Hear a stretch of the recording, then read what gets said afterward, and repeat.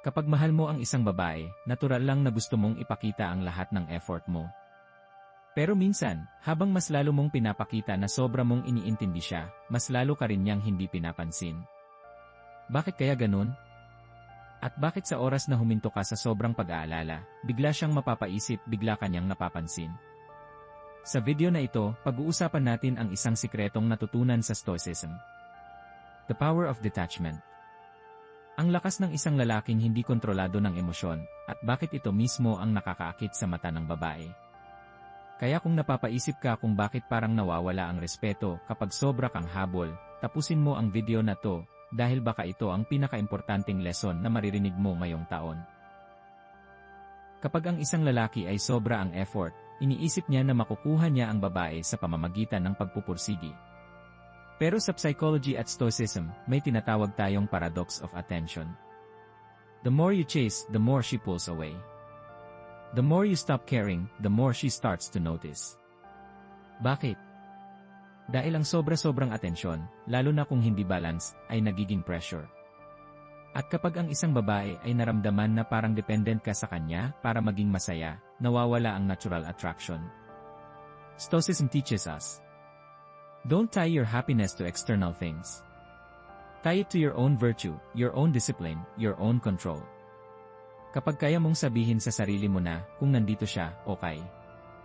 Kung wala siya, mas okay pa rin, doon nagsisimula ang tunay na power mo bilang lalaki. Kapag sinabi nating stop caring, hindi ibig sabihin ay wala ka ng pakialam. Ang ibig sabihin, hindi mo ibinibigay ang sentro ng buhay mo sa babae. Kapag nakikita ng babae na kaya mong maging masaya, productive, at kalmado kahit wala siya, doon siya nagsisimulang magtanong. Bakit hindi siya apektado? Bakit parang buo siya kahit wala ako? Ito ang epekto ng stoic detachment. Ang tao ay naa-attract sa mga taong buo at matatag. Hindi sa mga taong desperado at laging nangangailangan. Marcus Aurelius once wrote, "He who depends on himself will never be controlled by others." At ito ang sekreto. Kapag hindi ka nakatali sa emosyon ng habol, nakikita ng babae na ikaw ay isang lalaki na may sariling mundo. At doon niya gustong mapasama. Paano mo ito maisasabuhay araw-araw? Narito ang ilang stoic practices na pwede mong gawin.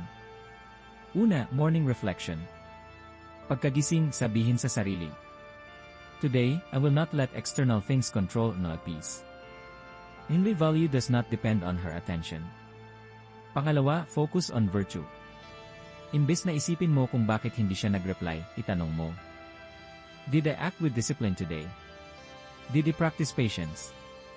Did I live with integrity?" Dahil yun ang tunay na sukatan ng lalaki, hindi kung ilang beses siyang napansin ng babae. Pangatlo, negative visualization. Isipin mo na baka hindi siya bumalik, baka hindi siya magparamdam. At tanggapin mo iyon bilang natural possibility. Kapag natanggap mo na ang pinakamasakit na senaryo, mawawala ang takot. At kapag wala kang takot, wala ring kontrol ang babae sa'yo. Pang-apat, control your reactions. Kapag hindi ka pinansin, huwag ka agad mag-text ng sunod-sunod. Huwag ka ring mag-post ng drama sa social media. Stay calm. Smile. Keep moving. Dahil sa stoicism, ang tunay na panalo ay ang taong marunong manahimik.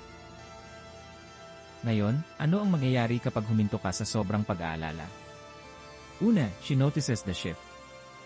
Sanay siya na ikaw ang laging habol. Kapag bigla kang nagbago at naging kalmado, mapapaisip siya. Ano kayang meron sa kanya ngayon? Pangalawa, she respects your time. Kapag nakikita niyang busy ka, na may ginagawa ka para sa sarili mo, mas lalo kanyang rerespetuhin. Kasi naiintindihan niya na hindi umiikot ang mundo mo sa kanya. Pangatlo, you gain inner strength. Hindi lang siya ang makakaramdam ng pagbabago, ikaw mismo ang unang makakaramdam ng freedom. Hindi ka na alipin ng emosyon mo. Ikaw na ang may kontrol.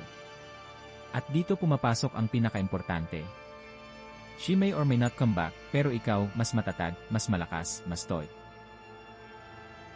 Kapag iniwasan ka ng babae, hindi ibig sabihin na wala ka ng halaga. Ang ibig sabihin lang, may mga bagay na hindi mo kontrolado. At yan ang stoic wisdom. Focus on what you can control, your actions, your thoughts, your discipline. Let go of what you cannot control, her feelings, her choices, her actions. Kapag nagawa mo ito, you win twice. Una, dahil hindi ka nadadala ng emosyon. Pangalawa, dahil nakikita ng babae ang tunay mong lakas. At ito ang irony, kapag tumigil ka sa sobrang pag-aalala. Doon ka niya mas napapansin.